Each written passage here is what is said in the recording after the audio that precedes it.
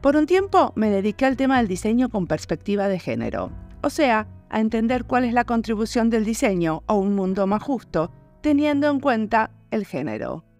Así fue que fuimos recopilando episodios en 2 listas diferentes. Una que armamos con otros podcasteres de diseño en castellano, esa se llama Diseño con perspectiva de género, y otra donde están solo los episodios de diseño y diáspora. En la primera tenemos 58 episodios, en la segunda 64. Se ve que no puse todas las mías en la otra. En todo caso, las listas existen y si no las encuentran, me las piden.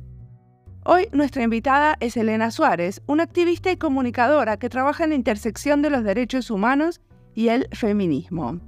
En esta entrevista, Elena nos cuenta cómo es la recopilación de datos sobre feminicidio y por qué la hacen un grupo de activistas. También hablamos de un mapa de feminicidio y de diseñar herramientas para armonizar los esfuerzos de diferentes activistas.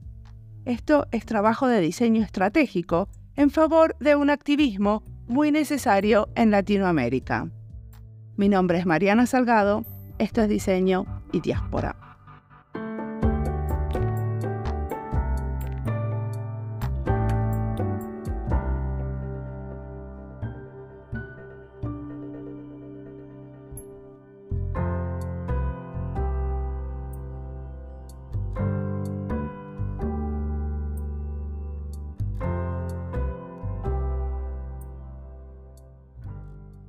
Soy Elena Suárez Val, soy una activista, investigadora, comunicadora, tengo muchos sombreros.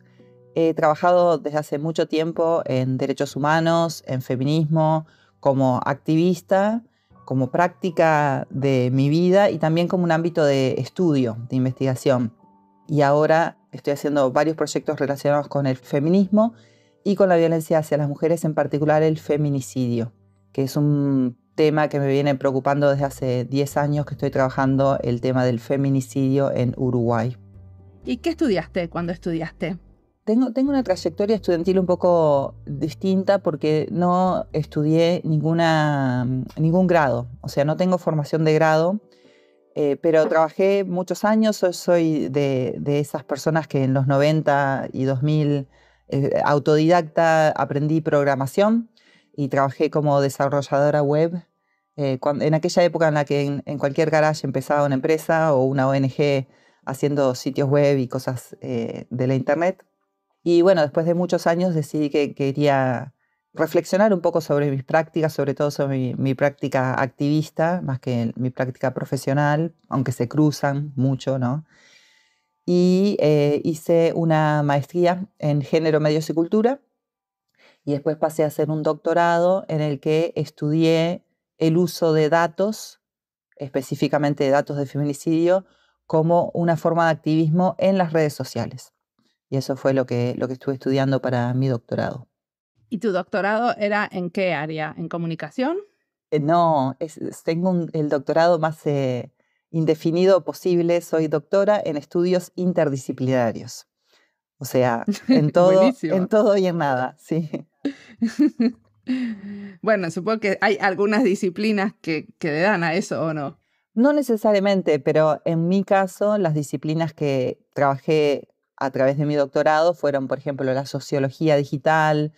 Trabajé mucho los métodos digitales que son interdisciplinarios en sí, porque usas de repente formas de análisis de las áreas de comunicación o de la sociología o de las humanidades, pero a través de métodos digitales, computacionales. Entonces trabajas mucho lo computacional, lo tecnológico.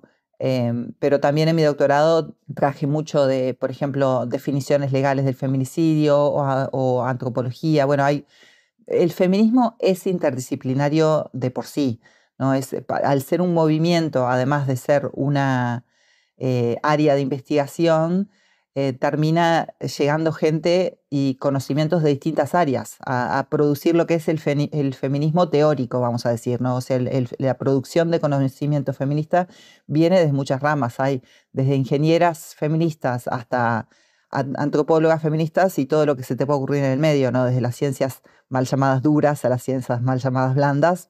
Feministas sabemos en todos lados y ponerle esa impronta a tus estudios ya desarticula un poco lo que es la disciplina, ¿no? Cuando empezás a cuestionar el poder de las formas que lo hace el feminismo, siempre empezás a hacer lo que la interdisciplina pretende hacer, que es crear nuevos objetos de estudio y nuevas miradas sobre objetos de estudio. Bueno, vamos al proyecto que queremos hablar, ¿no? Esto de los datos contra el feminicidio. ¿Cuándo empezó? Mira, ese es un proyecto que empezó ya hace 5 años. Empezó a finales de 2019, nos empezamos a juntar para armar el proyecto. La trayectoria es que yo desde 2015 vengo recogiendo datos de feminicidio, en un proyecto que llamo Feminicidio Uruguay, que empezó como un registro colectivo de casos de feminicidio, que son los asesinatos de mujeres por motivos de género, como parte del movimiento feminista en Uruguay, y que después continué de forma individual como un compromiso que es difícil de explicar, ¿no? Un compromiso con el tema, pero también un compromiso con las mujeres. Y bueno, de alguna forma es muy sencillo y de alguna forma es muy difícil, que es registrar cada caso que sucede en el país. Y bueno, yo venía haciendo eso hacía ya unos años y eso fue el objeto de mi estudio durante mi maestría y después en el doctorado más ampliado, ¿no? La producción de datos de feminicidio en América Latina como forma de activismo. Y ahí me encontré con Catherine D'Ignacio y Silvana Fumega, dos compañeras que ahora son amigas, que nos encontramos a través de distintos contactos que nos fueron diciendo tenés que hablar con ellas, y bueno, un día hicimos una llamada y nos copamos, ¿viste? Esas personas que ya sin conocerte ya empezás a hacer un proyecto juntas y bueno, eso fue lo que sucedió. Catherine acababa de lanzar un libro que se llama Feminismo de Datos, con su compañera Lauren Klein, que es un trabajo que nos da un posible mapa de ruta para cómo hacer estudios sobre datos o cómo trabajar con datos desde una perspectiva feminista. Silvana, por su parte, y dentro de ese libro, uno de los casos de estudio que habían centrado en el libro era el caso del mapa de feminicidio que hace María Salguero en México. Y entonces eso la había dejado a ella interesada en el tema en particular.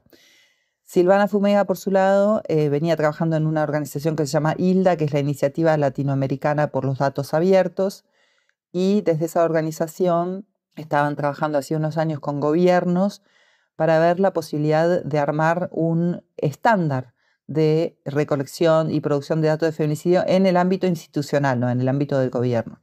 Yo venía haciendo mi propia práctica y estudiando, ¿no? Estas prácticas feministas, y bueno, en esa charla como que juntamos esas 3 patas, ¿no? La idea de hacer herramientas para apoyar el trabajo activista, la idea de pensar de qué forma se podía armonizar, ¿no? Más que estandarizar, que no nos gustaba tanto como para el activismo, sí armonizar los esfuerzos de las distintas activistas.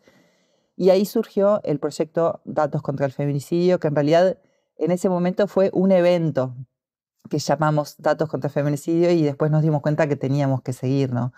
Y planificamos, eso fue en noviembre, hacia fines de 2019 nos reunimos y planificamos hacer un evento para noviembre del año siguiente, que es para conmemorar el Día Internacional para Erradicar la Violencia contra las Mujeres, que se conmemora el 25 de noviembre. Y decidimos hacer un evento para generar una charla, una conversación sobre esto de la producción de datos sobre asesinatos de mujeres por motivos de género. Y bueno, organizamos nuestro evento, decidimos que íbamos a hacer, somos muy ambiciosas las 3 y decidimos que íbamos a hacer un millón de cosas, y era todo virtual, ¿no? Porque se vino la pandemia, imagínate en ese momento, y entonces organizamos un conversatorio, un taller sobre diseño, un taller sobre Wikidata, una charla con expertas. Bueno, lo que iba a ser un evento terminó siendo una micro conferencia o seminario.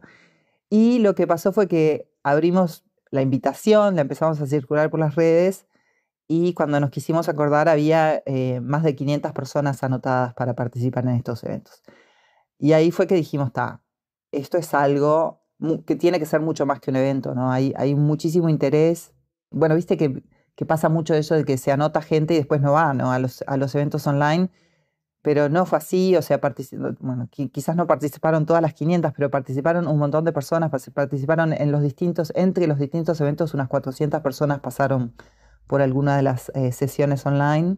Y bueno, y ahí dijimos, está, esto lo vamos a seguir. Entonces armamos ahí lo que es la matriz del proyecto, que es fomentar encuentros de la comunidad de práctica, que es como llamamos a las personas que trabajan o quieren trabajar con datos de feminicidio desde una perspectiva de cambio social.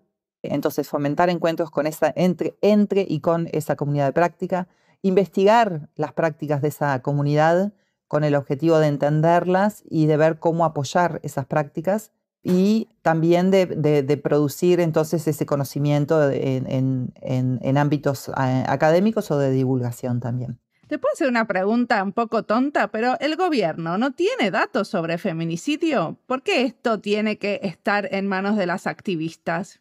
Bueno, esa es una de las tantas preguntas clave de este proyecto, ¿no?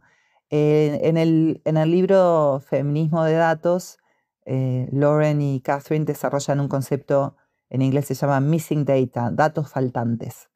Y los datos faltantes, ellas los definen como aquellos datos que de existir tendrían el potencial de ayudarnos a generar un cambio real para una cierta población, pero no se producen o se producen mal o se producen y se olvidan o se producen por un ratito y después no, y que tiene que ver con el poder, ¿no? Tiene que ver con el poder de ciertas poblaciones de ser visibles o invisibles.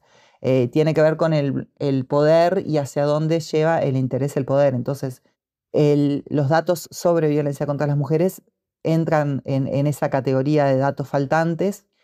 Los datos de feminicidio son datos faltantes por distintos motivos, en realidad, porque también nosotras estamos trabajando a nivel de las Américas, aunque ahora queremos llegar a conocer las prácticas de activistas de otras regiones, pero cuando hablo desde las Américas, ¿no? Entonces, ¿qué pasaba? Durante mucho tiempo, bueno, no hay marcos normativos. El gobierno puede decir, bueno, no hay marco normativo, no puedo catalogar algo que no existe.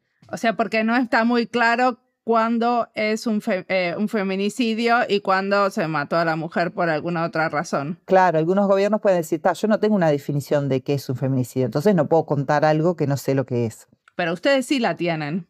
Bueno, el feminismo sí la tiene. Entonces, ahí viene el activismo y hacer política para que haya una visibilidad de este tema. Bueno, ahora, estoy hablando de décadas, ¿no? Este trabajo con datos no es reciente. Ya en los 80 surgieron los primeros registros de datos, quizás no necesariamente con el nombre feminicidio, que aparece más en los 90, pero en los 80 y antes las mujeres contaban y registraban y documentaban los asesinatos contra mujeres que veían o veíamos que tenían una diferencia, porque el feminicidio no es cualquier asesinato de cualquier mujer, ¿no? Es el asesinato de una mujer por motivos de género. Entonces, no es un asesinato durante un robo, sino un asesinato en el que el hecho de que esa persona es una mujer incidió en la forma en que suceda ese feminicidio y muchas veces en la forma en que sucede ese feminicidio.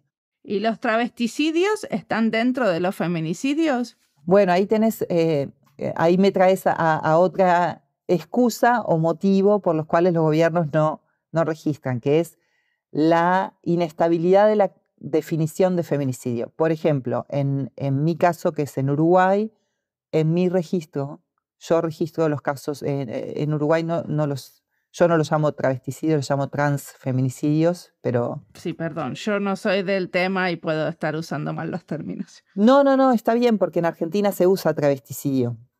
Entonces, pero justamente ahí empezás a ver las sutiles diferencias, no es tan claro. Yo incluyo como feminicidio los transfeminicidios, aunque específico que son transfeminicidios, porque me parece que es importante que conozcamos las especificidades de cada tipo de violencia, ¿no? Si todo es violencia y todo es lo mismo, es difícil empezar a pensar de qué forma se puede abordar una forma particular de violencia, ¿no? Entonces, las subcategorías de feminicidio son importantes. Por ejemplo, mucha gente piensa que feminicidio es el asesinato de pareja o expareja, y esa es una de las formas de feminicidio. Por ejemplo, bueno, tú nombraste transfeminicidio, que puede ser de pareja o expareja, o puede ser puramente, es una mala palabra, no es una buena definición, pero puede ser exclusivamente o principalmente por transfobia.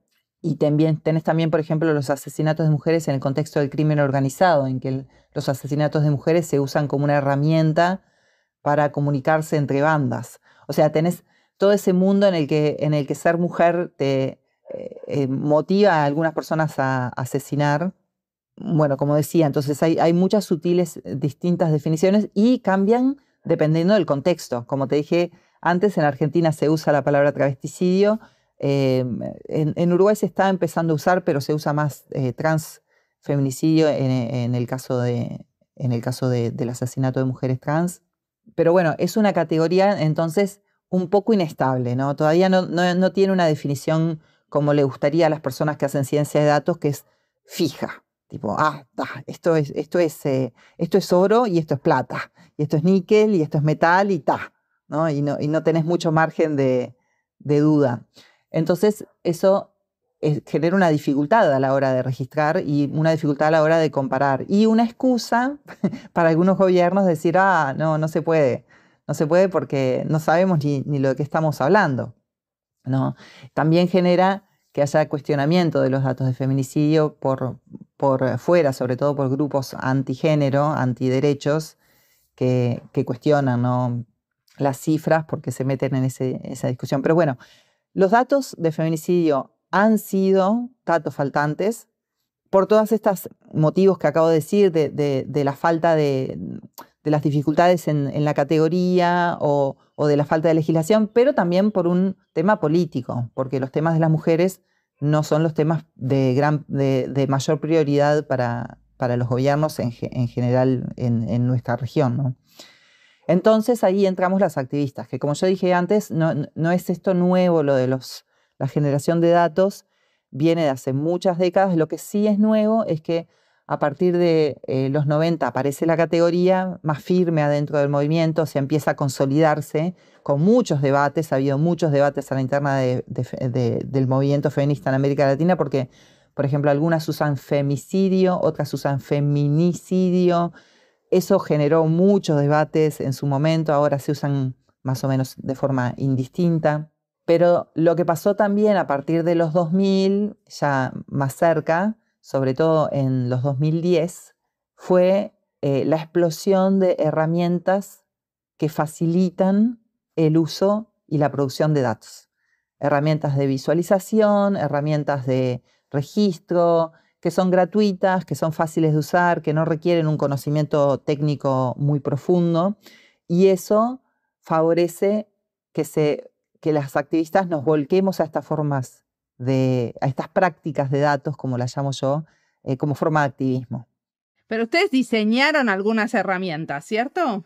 O sea, como ustedes juntan los datos del feminicidio, pero también diseñan herramientas para como facilitar que su comunidad haga algún tipo de trabajo con estos datos. Nosotras, en el proyecto Datos contra Feminicidio, no recogemos datos. Como dije antes, nuestro objetivo es apoyar a la comunidad de práctica que hace datos de feminicidio. Yo sí hago datos porque tengo ese doble sombrero de activista en Uruguay, pero también soy líder de ese proyecto. Pero el proyecto en sí no recoge datos de feminicidio. No es nuestra intención, sobre todo porque queríamos evitar eso que suele pasar, de que viene un proyecto y acapara, ¿no? Acapara todo. Un proyecto financiado. En realidad, nosotros en ese momento no éramos financiadas, pero Catherine está en MIT, con todo el poder que eso implica. Silvana está en una ONG que sí estaba financiada. Bueno, ahí empiezan a entrar otras dinámicas de poder y nosotros no queríamos ser las salvadoras que venimos a ayudar a la comunidad y terminar acaparando todo el trabajo. De hecho, nos ha pasado varias veces que cuando alguien hace una nota sobre el proyecto, terminan diciendo el proyecto de MIT, porque el poder institucional que tiene MIT seduce mucho y como que llama la atención y a veces nos ha pasado que termina pasando eso, y eso termina acaparando la atención hacia nuestro proyecto y sacando el foco del trabajo de las activistas, que es lo que nosotros queremos realmente apoyar. Entonces, nosotros no recogemos datos, pero como dije antes, sí queremos apoyar esa producción de datos. Entonces, a través de toda nuestra investigación y también a través de mi experiencia de hacer datos de feminicidio, encontramos que la mayoría de las activistas estaban usando un combo de herramientas o de métodos que más o menos se puede sintetizar en usar Google Alerts o algún tipo de alerta usando palabras clave para la búsqueda de noticias, porque casi todos los registros se hacen a partir de notas de prensa, los registros activistas, ¿no? Entonces, una alerta con palabras clave para buscar noticias, una base de datos que en general es una planilla de Excel o Google Sheets o algo del estilo, o sea, una planilla. El método de copiar y pegar a partir de las notas hacia la base de datos. Bueno, y después a la hora del análisis ahí se abre un mundo, ¿no? Porque algunas usamos mapas, otras usan informes, otras generan infografías. Bueno, ahí ya se abre un abanico de prácticas. Pero eso de tener alertas y de copiar y pegar a una planilla Excel se repite bastante Excel o de otras planillas, ¿no? Entonces lo que decidimos hacer era ver si podíamos armar una serie de herramientas que apoyara ese proceso y hicimos un proceso de codiseño, trabajamos con otras activistas, o sea, lo mismo, queríamos evitar eso de venimos a darte una herramienta, ¿no? Entonces trabajamos con las activistas para desarrollar en conjunto unas herramientas y hicimos 2 herramientas. La primera, te cuento que es la más simple, digamos, es un resaltador. Porque lo que estaba pasando es que me pasa a mí, ¿no? Que lees un artículo, tenés que pensar, ¿no? Con todo esto que te decía antes de la indefinición de la definición, tenés que leer entre líneas para tratar de elucidar si el caso tendría una motivación de género potencialmente. En mi caso, no digo que mi base de datos es la verdad, digo que mi base de datos es una denuncia y que a partir de esa denuncia podemos preguntarnos, ¿eso fue un feminicidio o no? O sea que más bien mi base de datos está para plantear la pregunta más que para decir esta es la verdad pura y dura de lo que es el feminicidio, ¿no? Pero bueno, voy leyendo una nota y cuando decido que probablemente sea un caso de feminicidio, empiezo a copiar y pegar, ¿no? El lugar donde sucedió, la edad, el nombre de la persona, de la mujer, si aparece, datos sobre el perpetrador, el agresor, si aparecen, y los voy pegando, ¿no? Y a veces tengo que volver a leer, a releer, y al fin y al cabo estás leyendo sobre violencia, ¿no? Ahí es donde se pone más denso el trabajo emocionalmente también, de leer y releer notas sobre violencia. Entonces el resaltador lo que hace es usa un algoritmo para leer la nota. Es un plugin de Chrome que se puede instalar fácilmente en Chrome, y cuando estás leyendo una nota lo puedes prender y resalta en diferentes colores los datos que a partir de nuestra investigación vimos que eran los datos que más juntamos las activistas. Esto que te acabo de decir, el lugar, las fechas, las edades de las personas, los nombres cuando aparecen. Y entonces eso que genera que no tengas que leer toda la nota todo el tiempo. Una vez que está el resaltador prendido, vos podés simplemente ir a la información más importante, y eso, porque después lo evaluamos, hemos encontrado que las activistas se encuentran que sí reduce el tiempo de lectura. Entonces eso reduce la exposición a leer y releer sobre violencia. La segunda herramienta es más compleja, tiene más impacto, por lo menos para mí, que es una, en realidad lo llamamos las alertas de datos contra feminicidio, robando alevosamente el nombre Google Alerts. Y es un Google Alerts mejorado, porque encontramos que muchas activistas estaban usando Google Alerts, pero algunas ya lo habían abandonado porque Google Alerts no es muy refinado. Entonces vos le pones, para las que no saben cómo funciona, ¿no? Vos pones una serie de palabras claves, guardas la alerta y Google te manda un mail. Vos podés definir si todos los días o todas las horas o por semana, con los resultados que ha encontrado con respecto a esas palabras clave, que son palabras clave bastante escabrosas, así que no las voy a decir, ¿no? Pero lo que pasa es que termina dando resultados muy amplios. Por ejemplo, en el caso de Uruguay es un país muy chiquito, entonces muchas veces me llegan resultados de otros países, pero yo no sé qué son de otros países hasta que no hago clic y leo, ¿no? O te pueden llegar casos en que Por ejemplo, aparece una mujer mencionada, pero en realidad esa mujer está mencionada porque era hermana de alguien y en realidad es un asesinato entre dos varones, por ejemplo, ¿no? Entonces lo que termina pasando es que tenés que leer muchísimas notas de casos que seguramente no son feminicidio, o sea, que enseguida los lees, pero pues ya absorbiste esa cuota de violencia, ¿no? Ya leíste sobre otro asesinato en otro país o otro asesinato que no era relevante. Y entonces eso como que también aumenta la exposición a la violencia que tenés como activista de este tipo. Entonces lo que hicimos fue usar un algoritmo de aprendizaje automático, Machine Learning. Otra vez trabajamos con distintos grupos de activistas para entrenar un algoritmo para detectar la probabilidad de que una nota sea de casos de datos sea en caso de feminicidio. Entonces ahí trabajamos de una forma que tiene bastantes ventajas por encima de usar Google Alerts. La primera es que trabajamos con una plataforma que se llama Media Cloud, que es como un repositorio de noticias. Entonces ahí estás buscando solo noticias, ¿no? Entonces no tenés la posibilidad de que Google Alerts te mande como cosas que no son noticias, de repente sitios web o... Para darte un ejemplo, me pasa que llegan casos que son en realidad de esos, ¿viste? Esos sitios web que para generar clics van haciendo como noticias y son casos reales pero viejos, pero aparecen como nuevos porque están ahí. Bueno, nada, entonces usando Media Cloud podemos saber que estamos viendo noticias que son de medios de prensa. La otra diferencia es que los medios de prensa en Media Cloud son sabidos. Vos cuando usas Google Alerts no sabés en dónde está buscando. No podés preguntarle. Acá le podés preguntar, podés saber todas las fuentes y podés decirle que mire solamente las fuentes de un país determinado. Eso mejora muchísimo. Entonces ya mejora, ahí ya tiene un paso de mejora porque estás buscando solamente notas de prensa de tu país y sabés que son medios de prensa. Y también podemos agregarle, porque como Media Cloud es socia del proyecto, si nosotros sabemos que hay no sé, un diario chiquito local en algún lugar que no está en la base de datos de Media Cloud, se lo podemos sugerir y se agrega.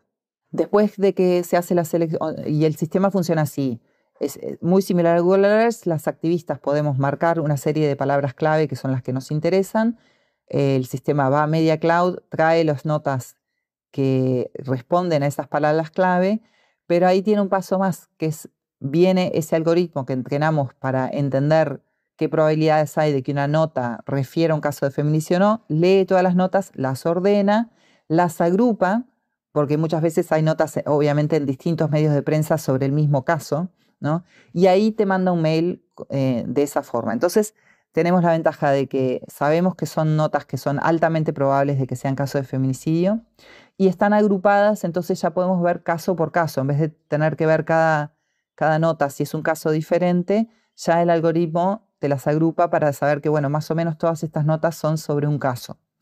Lo que sí hicimos fue dejarle un margen de error bastante grande. No lo configuramos para que mande solamente las notas que el algoritmo piensa que son feminicidios 100%. Al revés, decidimos que queríamos tener un margen de error bastante grande. ¿Por qué?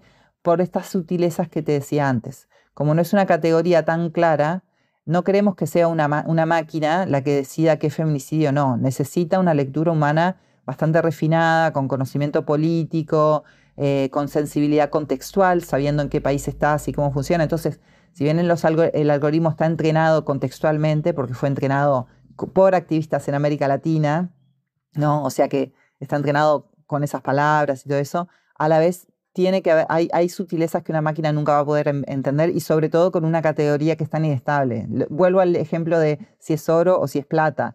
Eso vos podés imaginarte una máquina que calibre y mida taca, taca, taca y te puede decir esto es oro, esto es plata, punto, no hay problema. Pero con estas categorías sociales que todavía están en construcción, no es así. Entonces eso también ha sido bastante exitoso. Tenemos mucha gente está usando las alertas. ¿Cómo recopilan el feedback de la gente que lo está usando? Porque ustedes de alguna manera con su comunidad están como desarrollando estas herramientas, ¿no? Bueno, por eso que te decía antes de que uno de los objetivos del proyecto también es fomentar esta comunidad de práctica y trabajar desde la solidaridad. Ha sido un proceso en el que en los primeros años, bueno, el primer año fue investigar, ¿no?, qué estaban haciendo las activistas y cómo lo estábamos haciendo. Después armamos las herramientas en trabajo con las activistas. El tercer año, ya ahí fue un año como de marcha, ¿no? De ver cómo funcionaba, y ahí teníamos más feedback a través de los eventos y de los cursos, como que íbamos más bien escuchando anécdotas, algo más desestructurado. Este año ya hicimos una encuesta con distintas usuarias de las herramientas y también conversaciones uno a uno, porque nos parece que la encuesta es una herramienta que te puede dar un pantallazo, pero en realidad para nosotras lo importante es lo vincular, ¿no? Como una práctica feminista también de pensarnos desde el vínculo y también de eso de tratar de siempre desarmar esa jerarquía de nosotras y ellas, ¿no?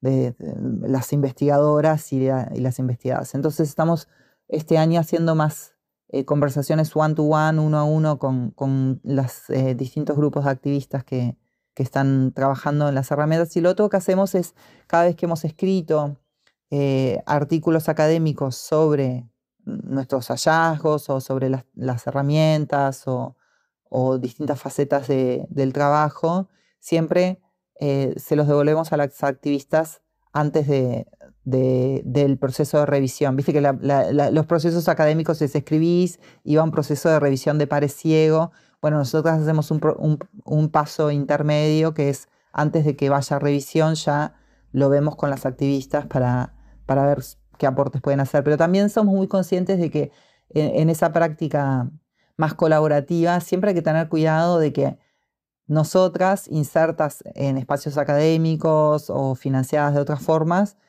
estamos trabajando en este proyecto porque este es nuestro proyecto. Las activistas están en general haciendo, bueno, es mi caso también, yo tengo como ese doble rol y es como complicado a veces separarlo, pero Feminicidio Uruguay yo lo hago de forma totalmente voluntaria, o sea, es un proyecto que no es financiado, no es parte de una institución, no es parte de mi trabajo académico, o sea, mi investigación académica es sobre la producción activista de datos, no sobre el feminicidio en Uruguay.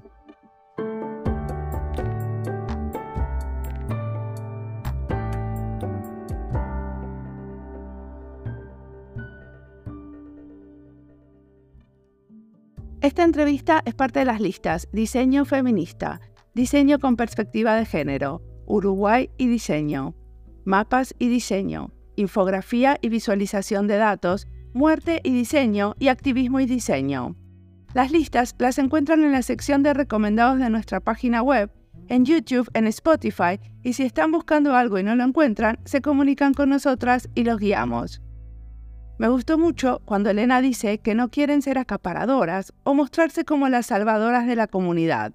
Teniendo el aval de una institución que les da legitimidad a su comunidad, tienen mucho cuidado en cómo lo usan para que otras también tengan espacio. Yo lo vi pasando en varias comunidades, que la pasión, las ganas y los recursos de algunas aplastan al resto, que no le pueden dedicar tanto tiempo a su activismo. Tener cuidado para dar lugar a todos, respetando los tiempos, para mí eso también es diseño. Sigamos escuchando a Elena, que tiene mucho más para contarnos.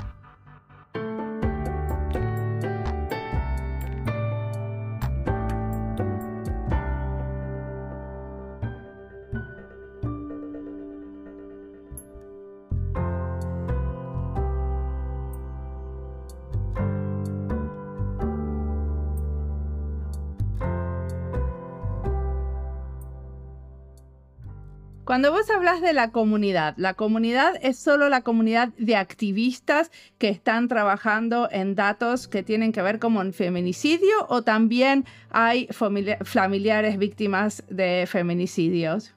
En general, las personas que vienen a nuestros eventos o que están en nuestra o que hacen nuestros cursos o que están usando las herramientas tienden a ser activistas, pero ahí hay un cruce. Algunas activistas han sido afectadas por el feminicidio también, ¿no? Entonces no es tan clara la línea entre una cosa y la otra. Pero también han habido muchas personas que trabajan en el Estado, que han venido a nuestros eventos, y periodistas, que para nosotros esa es una parte de la comunidad que es clave y que queremos enfatizar el trabajo con periodistas este año y el que viene probablemente. ¿Por qué? Porque como te dije antes, lo que encontramos es que la gran mayoría de las activistas hacen este registro de casos de feminicidio alternativo, no oficial, o sea, en contraste con los gobiernos, a partir de leer las notas de prensa. Y lo que encontramos es que, claro, vos empezás a leer las notas de prensa y empezás a ver otros problemas que están ahí, ¿no? Primero que si no hay una cobertura con perspectiva de género, con una comprensión de lo que es el feminicidio, a veces te pasa que el caso no aparece descrito como tal en la prensa, entonces puede ser que genere más datos faltantes. ¿Te acordás que te dije ese concepto de datos faltantes? Si yo leo una nota y dice a la mujer la robaron y la mataron, punto. Es muy probable que yo no la ponga como un caso de feminicidio. Pero capaz que el periodista no contó que el que la robó y la mató era el novio.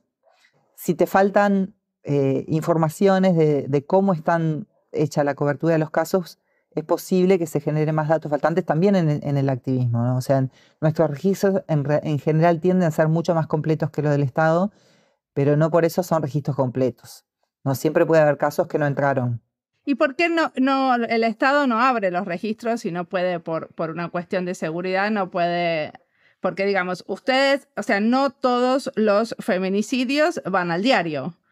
Depende cuán seguido se hagan, en qué lugar. O sea, supongo que si hay 17 en el mismo pueblo, en un momento llega, o sea, la prensa deja de contarlo o al revés. O sea, puede pasar cualquier cosa ahí. Exacto, es que es total y es totalmente contextual. Por ejemplo, en Uruguay, que es un país con una población muy pequeña, lo que tiende a pasar es que todos los casos de asesinatos, de cualquier tipo de asesinato, aparecen en los diarios.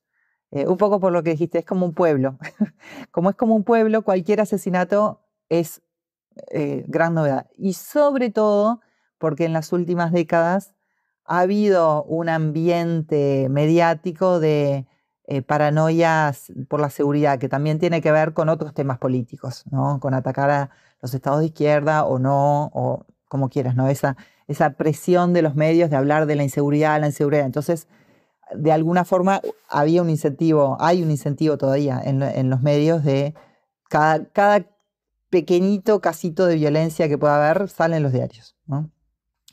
Entonces en Uruguay y después yo cotejo con los registros oficiales, porque tampoco es los activistas, que no haya ningún registro oficial, ahora te cuento de eso. Pero yo cotejo y yo sé que yo tengo más casos registrados que el Estado. Entonces puedo estar más segura de que están más completo, pero como dije antes, nunca es completo, es más completo. Pero claro, en otro país como Argentina o Brasil, que tenés una población mucho más grande, una extensión territorial mucho más grande, y sí, ahí es mucho más probable que los medios, que se te escapen cosas. Pero por eso nuestra herramienta también ha servido mucho, porque como te dije antes, como vos podés en Media Cloud agregar medios a la base de datos, podés agregar medios locales más chiquitos que Google de repente no los captura porque no tienen suficiente rango. Viste que Google tiene como ese ranking y el diario de no sé dónde, de repente no llega al ranking de Google, pero en Media Cloud sí lo podemos poner. Pero sí.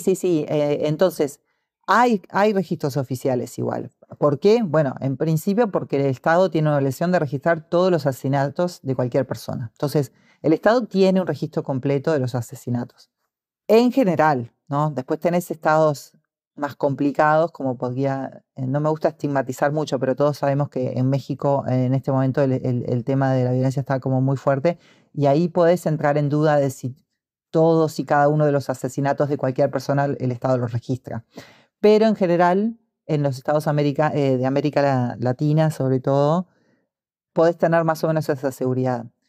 Y ahora todos los países de América Latina tienen legislación que tipifica o femicidio o feminicidio. Entonces, por lo menos asesinatos diferenciados entre varones y mujeres tenés.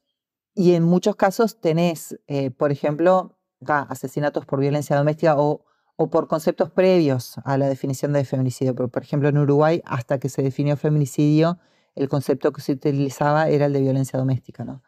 No hay que pintarlos también con ese pincel del Estado malo, las activistas buenas, ¿no? Porque además, lo que hemos visto mucho a través de este proyecto es que muchas activistas a veces trabajan para el Estado. Hay como una especie de circulación, ¿no?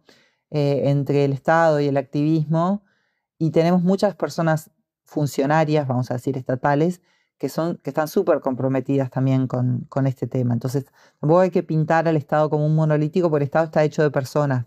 Pero sí tiene sus falencias y obviamente también, dependiendo de qué Estado y en qué contexto, en algunos casos les conviene decir que las cifras se están reduciendo cuando no están. Por ejemplo, en unas entrevistas que hicimos con un proyecto que se llama feminicidio.net, que es en España, ahí nos decían que ellas habían visto como un cambio de orientación en el proyecto, como que al principio su principal preocupación era registrar casos que no estaban registrados.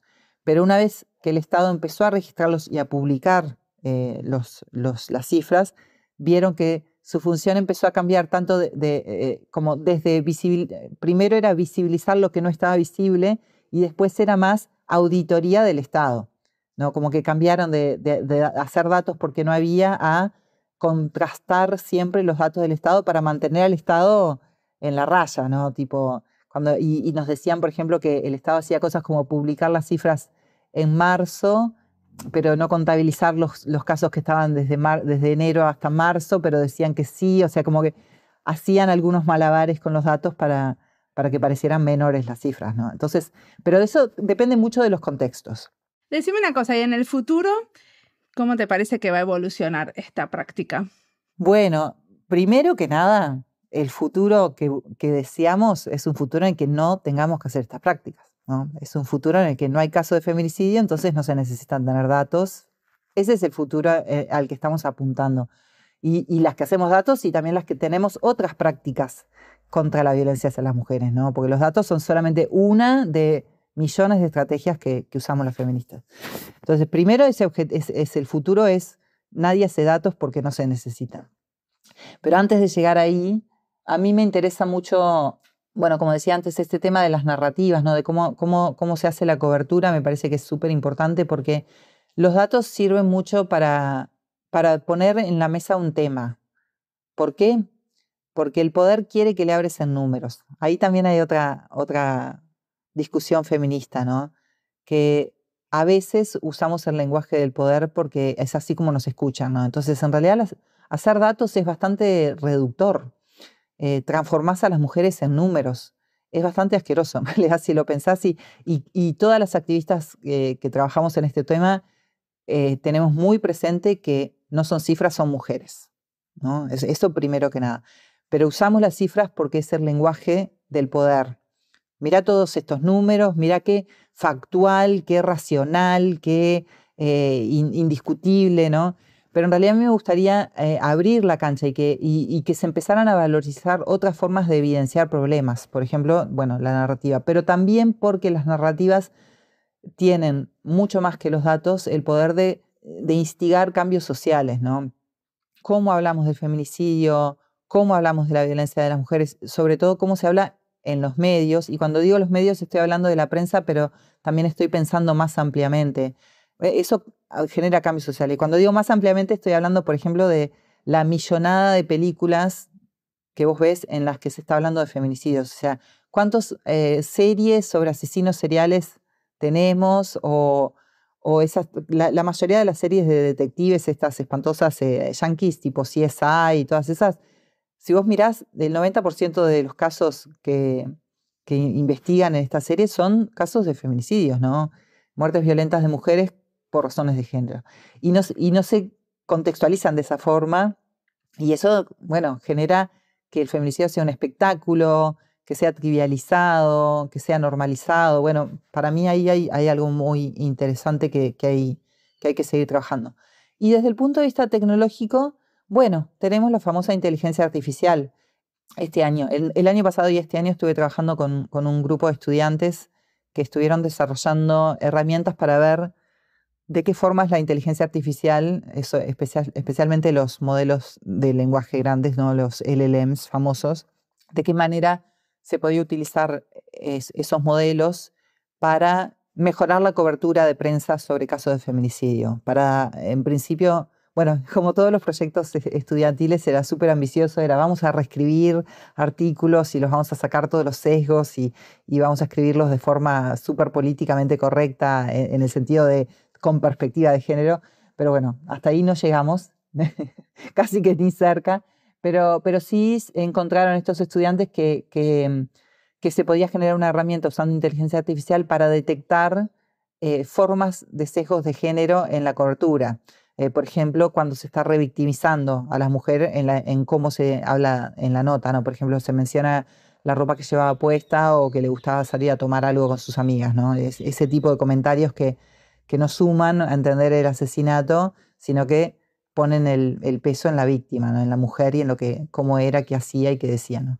Así que bueno, me parece que por ahí hay un camino que se puede investigar, el uso de la inteligencia artificial, también con todos los cuidados que eso conlleva. Como dije antes, los datos son una herramienta del poder y si eso es cierto de los datos es 1000 veces más cierto de la inteligencia artificial. Entonces, también ahí tenemos siempre un dilema que navegamos con cuidado las activistas que usamos la tecnología, que es algo que dijo la feminista Audre Lorde, que es las herramientas del amo nunca van a tumbar la casa del amo, ¿no? Entonces, trabajar con esas herramientas siempre implica estar en una cuerda floja en la que, como dije ese ejemplo, estamos convirtiendo a las mujeres en cifras, que es algo que no queremos hacer, pero lo hacemos porque estratégicamente es un momento en el que sirve hacerlo, pero hay que ser estratégica, justamente no volcarnos a usar tecnologías o prácticas porque son fáciles de usar y porque están de moda, sino de una manera que sea bien integrada en una estrategia de llegar a ese otro futuro que mencioné, ¿no? ¿Cómo llegamos a ese futuro sin violencia? Bueno, usar los datos puede ser una estrategia, pero hay que tener cuidado porque tampoco es necesariamente una estrategia a largo plazo. Yo estoy pensando mucho en bueno, qué otras cosas aparte de hacer datos puedo empezar a integrar en mi práctica. Pero también tiene que ver con eso, con usar lo que yo sé hacer, ¿no? Porque también el activismo parte de las herramientas que tenemos. Y en mi caso, bueno, esas eran las herramientas que tenía a mi disposición y por ahí fue mi trabajo. Pero bueno, seguir pensando porque cada día aparecen nuevas tecnologías, nuevas cosas y bueno, todo eso se puede adaptar al activismo y me parece que es por ahí. ¿Y cómo ves el rol del diseño en todo esto? Porque para mí todo esto es diseño estratégico, pero te lo pregunto a vos. Bueno, sí, claro, nosotros de repente no lo enmarcamos específicamente desde esa categoría, pero sí, claro, es diseño participativo, es diseño estratégico, como decís vos. Sí, creo que sí hemos como utilizado muchas herramientas de diseño en términos de cómo desarrollamos los talleres o los eventos, esta forma de trabajar más en conjunto. Sí, como decís vos, todo esto es diseño, pero hay algo que quizás la gente entiende más como diseño, que es la parte de lo que se llama la parte del análisis de los datos, que es la parte de visualización, la parte en la que se ve más claramente el diseño, ¿no? Que tenés, qué sé yo, infografías. Ahí también hay mucho trabajo para hacer porque se une con esto de las narrativas.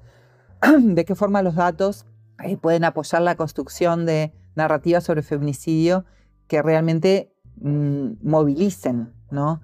Porque una cifra sola de repente te moviliza si es muy choqueante, no sé, pero tiene un poder limitado.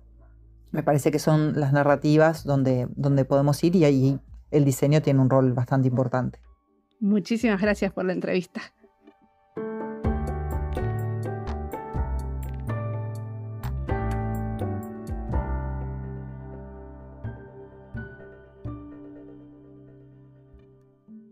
Hubo muchas cosas muy geniales en esta charla que a mí me convocan. Solo por rescatar alguna, me gustó cuando Elena dice que las herramientas del amo no van a tumbar la casa del amo. Esto de diseñar nuevas herramientas que faciliten otras búsquedas, otros encuentros y colaboraciones es muy interesante para cualquier diseñadora. Espero que los que escuchan este episodio se activen y tengan ganas de acercarse a un grupo de activistas, quizás no sobre este tema, puede ser cualquier otro. Pero sí, lo que muestra este episodio es que hay mucho diseño con el que podemos acompañar a los activistas, que si queremos un mundo más justo, muchos de los que estudiamos diseño podríamos activarnos y apoyar a los que ya están apoyando una causa justa. Y con este acompañamiento y ese apoyo, se puede aprender a diseñar herramientas, campañas, visualizar datos o crear una estrategia para el futuro de la organización. Todo ese trabajo voluntario o no puede enseñarnos mucho. Sobre este tipo de proyectos queremos escuchar más. Si estás escuchando este podcast, no es para seguir con lo que estabas haciendo, sino para activarte y activar a otros a cambiar, para tener una práctica de diseño con impacto social. Ojalá que esta escucha active a la comunidad de diseñadores que están justamente buscando nuevos proyectos para hacer con sus estudiantes o a investigadores en diseño a acercarse a algún grupo activista que necesite de una mano que acompañe. Como siempre, la música del podcast es de Antonio Zimmerman, el diseño de sonido es de Julián Pereira. Este podcast está publicado con licencia creativa común con atribuciones. Esto fue Diseño y Diáspora. Pueden seguirnos en nuestras redes sociales, en YouTube, Instagram, Twitter o visitar nuestra página web diseñoydiaspora.org. No olviden recomendarnos. Nos escuchamos en la próxima.